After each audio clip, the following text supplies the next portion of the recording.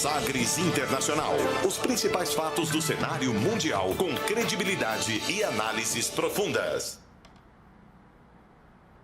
E nesta quinta-feira, o nosso tema é Coreias, a promessa de um acordo. E você já sabe que Sagres Internacional a gente conta com a participação do professor Norberto Salomão, que já está em contato conosco. Professor, seja bem-vindo ao Tom Maior.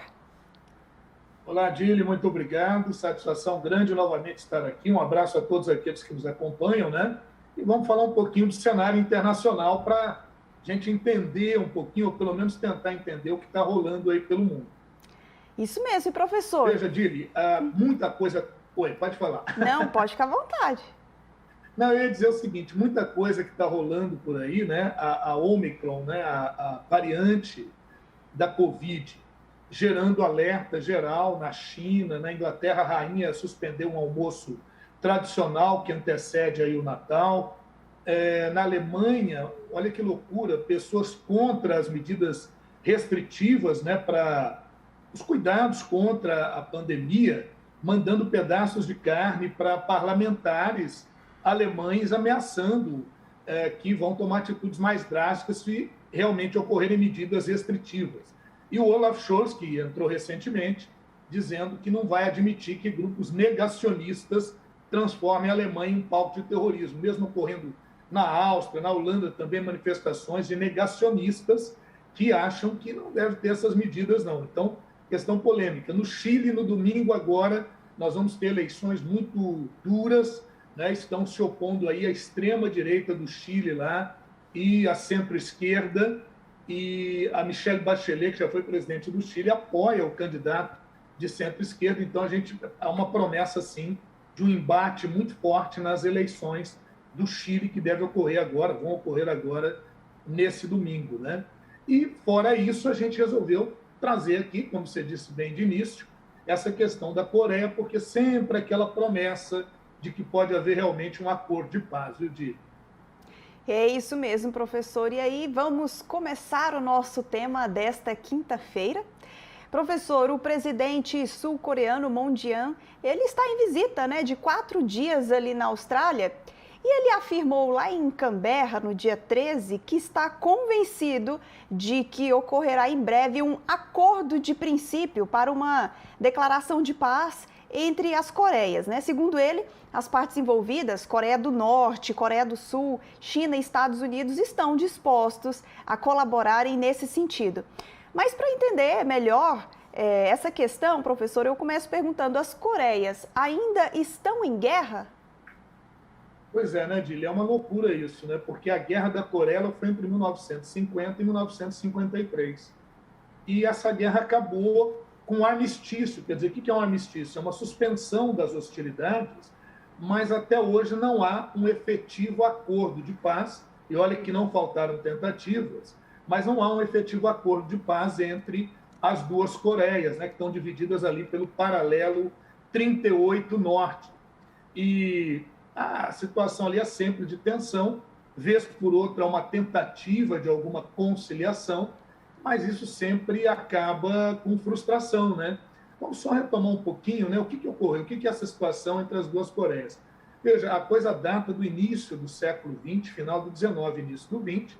A Península da Coreia está ali na pontinha da China, então faz fronteira com a China.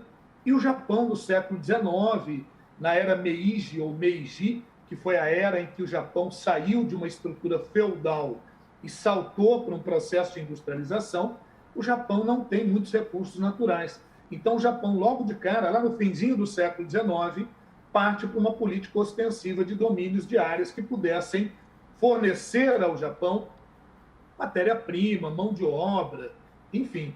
E aí o Japão acaba invadindo a região da Coreia, invadindo algumas outras áreas ali da China. De maneira que entre 1910 a 1945 a Coreia foi um domínio japonês. E isso insere-se na Segunda Guerra Mundial, né?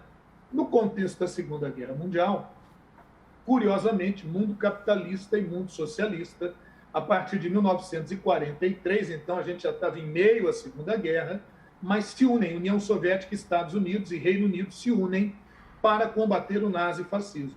E nesse processo nós tivemos uma conferência em Teherã, no Irã, em 1943, em que estiveram reunidos ali Winston Churchill, do Reino Unido, primeiro-ministro do Reino Unido à época, o Franklin Delano Roosevelt, presidente dos Estados Unidos, e o Joseph Stalin pela União Soviética. E no caso da Ásia, eles definiram que algumas áreas ao norte a ação seria dos exércitos soviéticos e ao sul de exércitos norte-americanos. E no caso da Coreia, definiu-se ali o paralelo 38 como área de atuação. Muito bem, a Segunda Guerra Mundial acabou. A princípio, Estados Unidos e União Soviética, pela Conferência de Yalta em 45, depois de Potsdam também em 45, definiram que a parte norte da Coreia ficaria sob a influência soviética e a parte sul sob a influência dos Estados Unidos, até que houvesse algum acordo para que ela se unificasse. Em 1949, houve a vitória da Revolução Socialista na China, com Mao Tse-tung. E isso animou a Coreia do Norte a buscar uma autonomia, inclusive uma unificação dentro da lógica socialista. Por isso, um ano depois, em 1950, a Coreia do Norte invade a Coreia do Sul. Isso dá início à Guerra das Duas Coreias, a Guerra das Coreias, que vai até 1953. Os Estados Unidos mandam tropas para a Coreia do Sul. Aliás, viu, Dili, todos aqueles que nos acompanham, ainda hoje nós temos militares e bases militares dos Estados Unidos na Coreia do Sul, o que gera sempre a reclamação da Coreia do Norte. A verdade é que de lá para cá as tensões sempre foram muito grandes. No ano 2000 tentou-se um primeiro acordo sem êxito, depois em 2006 também sem êxito, em 2008 a tentativa de um novo acordo. Muito bem. Em 2017, nós estivemos muito perto de um confronto até nuclear, porque em 2017, pela primeira vez, a Coreia do Norte declarou oficialmente, e a TV oficial norte-coreana apresentou ao mundo, né, um míssil balístico de longo alcance que poderia atingir o Alasca, portanto, podendo levar uma ogiva nuclear até os Estados Unidos, que é considerado um dos grandes inimigos da Coreia do Norte, né? Porque é assim, a Coreia do Sul apoiada pelos Estados Unidos e a Coreia do Norte apoiada pela China. Então, acaba envolvendo um jogo geopolítico muito mais complexo. Então, o mundo imaginava que, naquele momento, a gente teria a possibilidade de um conflito nuclear. Mas veja que coisa, né? Um ano depois, ou menos de um ano depois, o Donald Trump busca uma política de maior conciliação. Ele já vinha com uma política muito radical, como era o estilo Trump, e nos Jogos de Inverno da Coreia do Sul, a Coreia do Sul convidou a Coreia do Norte para participar, inclusive com equipes conjuntas. E não é que a coisa aconteceu, inclusive a irmã do Kim Jong-un, que está lá presente hoje, é o governador da Coreia do Sul, né? A Kim Jong-il, ela esteve presente lá na Coreia do Sul e começou uma aproximação. Então, ali em abril de 2018, ocorreu uma coisa que até eu me emocionei, me iludi também, viu, Dili? Quando, pela primeira vez, um representante da Coreia do Norte, o Kim Jong-un, compareceu ali à fronteira com a Coreia do Sul. Eles se deram as mãos. O Moon Jae-in, que é o presidente da Coreia do Sul, falou para o Kim Jong-un da Coreia do Norte, vem aqui para esse lado. Ele passou a linha de fronteira. Depois é o Kim Jong-un que convida o Moon Jae-in para ir para o lado do norte. Eles vão. Então, tudo parecia que levaria a um acordo. Mas durou pouco tempo. Já em meados de 2018, a coisa azedou, foram retomadas as tensões, até porque foram feitos exercícios militares dos Estados Unidos e Coreia do Sul ali na região. Então, isso azedou de novo a questão. Então, infelizmente, nós não tivemos essa possibilidade, né? E agora, o Moon Jae-in, em visita lá, você disse muito bem a princípio, em visita a Canberra, capital, muita gente acha que é Sydney, né, capital da Austrália, mas não é, a Canberra. Sydney é uma importante cidade lá da Austrália, mas em visita de 4 dias à Austrália, faz esse pronunciamento de que está em entendimento e que vê com muita esperança a possibilidade de um acordo efetivo que coloque fim à guerra, né, esse estado de guerra, essa tensão entre Coreia do Norte e Coreia do Sul. Professor, mas me parece que não é a primeira vez que se fala a respeito de um acordo como esse, né? O senhor acha que assim, o presidente sul-coreano ele não está muito otimista? Ele está muito otimista e parece assim, né, aquela coisa de campanha política. Ocorre que ele está a alguns meses do final do seu mandato, né? O Moon Jae-in, ele está muito próximo de deixar o governo, faltam 5 ou 6 meses, e ele queria, nesse momento final, deixar uma página para a história, que seria um acordo histórico, caso ele conseguisse. Mas, veja bem, Dílio, o que os analistas internacionais, e eu me coloco entre eles, né, coloca em relação a isso, que é muito difícil esse acordo, porque não depende só da vontade do presidente sul-coreano, né, e nem da vontade só da Coreia do Norte. Tem a vontade chinesa, tem a vontade dos Estados Unidos e tem alguns pontos muito delicados que deveriam ainda ser resolvidos. Quais os principais? Já te digo e a todos aqueles que estão nos acompanhando aqui. Os Estados Unidos exigem que a Coreia do Norte recue em sua política nuclear, de armamentos nucleares. Se a Coreia do Norte faz isso, ela se torna extremamente vulnerável e dependente cada vez mais da política da China, o que não seria um bom negócio para a Coreia do Norte. De outro lado, a Coreia do Norte exige a retirada de tropas norte-americanas da Coreia do Sul e o fim de exercícios militares naquela região, o que envolveria exercícios militares dos Estados Unidos, do Japão, da Austrália, que tem operações conjuntas naquela área, inclusive para barrar o avanço militar e econômico da China na região.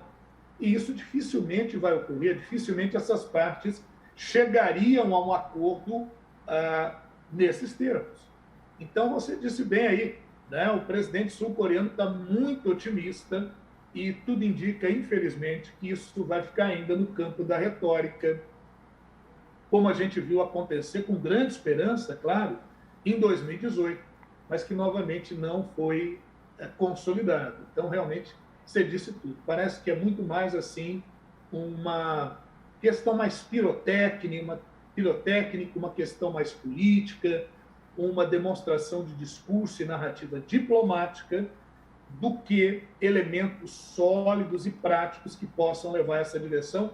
Infelizmente, viu, Dílio? Seria uma coisa maravilhosa se pudesse ocorrer esse acordo entre Coreia do Norte e Coreia do Sul, e seria maravilhoso não só pelos dois países, né?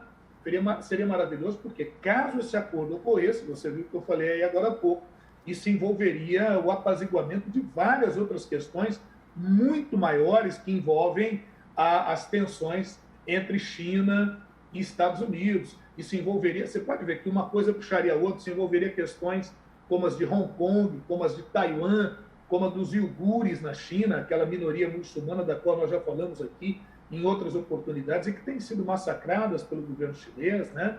Logo já se entraria na conversa do respeito aos direitos humanos, tanto na China quanto na Coreia do Norte. Então, muito longe, infelizmente, da gente ter uma pacificação efetiva, consolidada entre esses dois países. Professor, o senhor sempre traz diversos temas aqui para a gente no Sagres Internacional e sempre relaciona eles com a nossa realidade local, com o Brasil, né? Isso. Então, o senhor pode, por favor, comentar um pouquinho sobre as relações entre Brasil e as duas Coreias?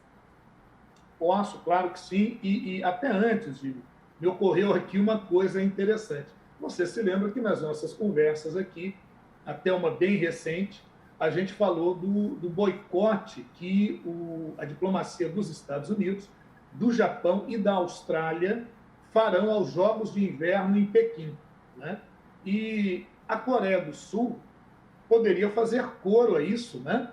Mas não fará. Veja que nessa posição em que a Coreia do Sul busca uma aproximação ou não realizar uma política tão ostensiva nesse momento contra a Coreia do Norte, a Coreia do Sul não vai fazer boicote diplomático nas Olimpíadas de Inverno da China. Então, essa informação que eu acho que é também bastante interessante para a gente ver como é que algumas alianças, em algum momento, ela não pode ter essa mesma postura, né? Avançar nessa mesma postura.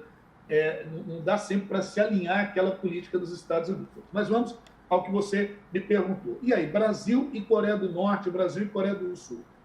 Tem parcerias? Tem parcerias. Veja que em virtude dessas experiências, né, da Coreia do Norte com armas nucleares, há uma série de sanções da ONU e dos Estados Unidos e do Japão e da Austrália contra a Coreia do Norte. Mas, apesar disso, o Brasil está entre os 10 países que a Coreia do Norte está entre os 10 países que fazem negócio aí com o Brasil.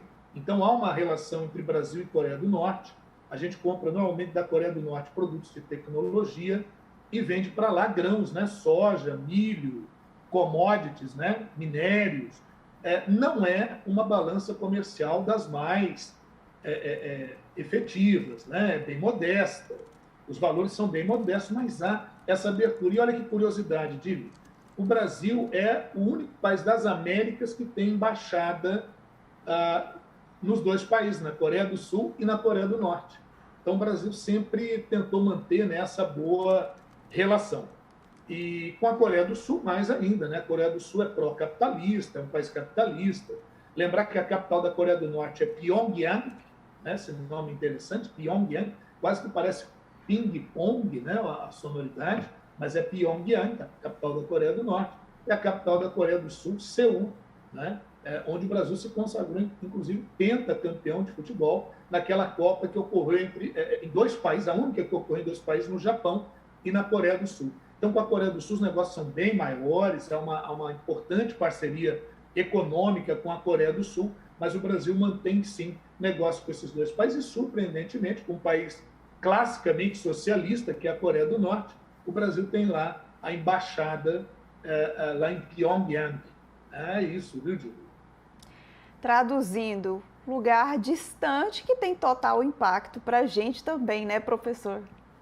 Também, e essa, assim, o governo do presidente Jair Bolsonaro, com a gestão do Ernesto Araújo, representou uma diferença muito grande daquilo que sempre foi a diplomacia brasileira, sempre um país que mantinha boas relações com todos os países.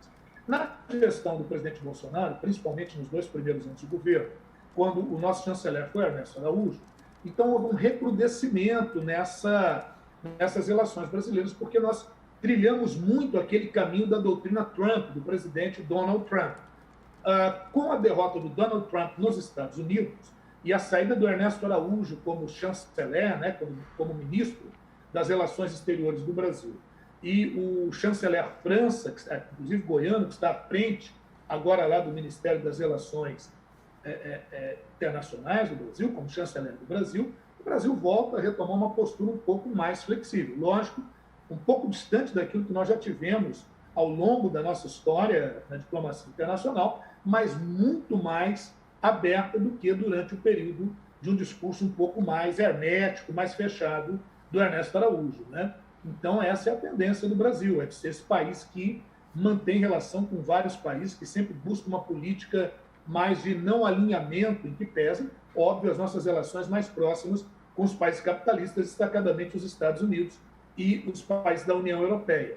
Mas a gente vai seguindo nessa trilha. Agora, em 2021, tivemos estamos entabulando um acordo com a Coreia do Sul e o Brasil, e mais amplamente com o Mercosul. Então, há tanto acordos bilaterais quanto acordos do bloco do Mercosul com a Coreia do Sul, que podem gerar até 2040 negócios na ordem de 1,7 trilhão de reais, o que seria algo bem benéfico para a nossa economia. Agora, de outro lado, viu, Dili, eu não poderia deixar de falar que a Coreia do Norte atravessa problemas muito sérios, né? Tendo em vista essas sanções, a Coreia do Norte passa problemas de fome, há problemas humanitários na Coreia do Norte, a Coreia do Norte passa sérios problemas com a pandemia. Agora, isso não é tão público, porque há uma censura muito grande do governo norte-coreano em relação a essas notícias, né? Mas a situação da Coreia do Norte não é das melhores, e é nisso que alguns apostam para que haja uma maior flexibilização nessas relações Coreia do Norte e Coreia do Sul.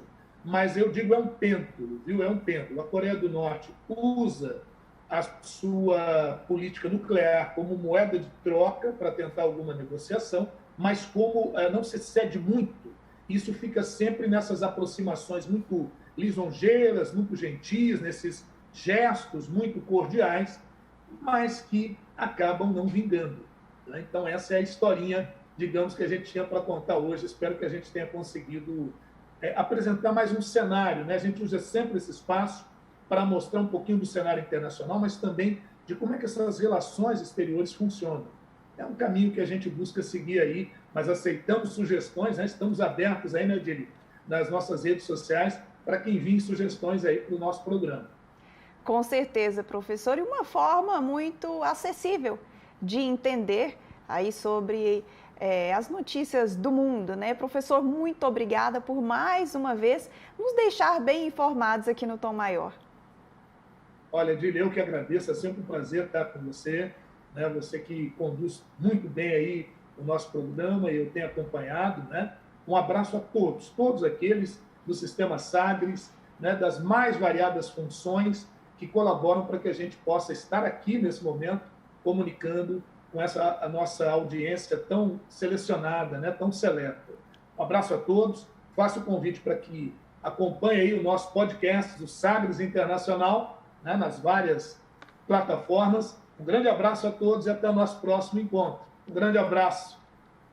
Esse foi o professor e historiador Norberto Salomão no Sagres Internacional, aqui no Tom Maior. Sagres Internacional. Os principais fatos do cenário mundial com credibilidade e análises profundas.